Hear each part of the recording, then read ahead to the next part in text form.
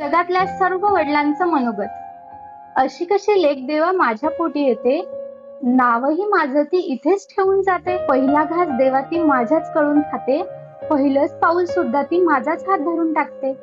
कुशीत माझ्या झोपण्यासाठी ती गाल फुगवून बसते, मी आणलेला फ्रॉक घालत घरभर नाचते. अशी कशी लेक देवा माझ्या पोटी येते, आगळे वेगळे हे तिचे नि माझे नाते. एक दिवस अचानक ती मोठी होऊन जाते, बाबा तुम्हाला जमलात का हळूच मला विचारते.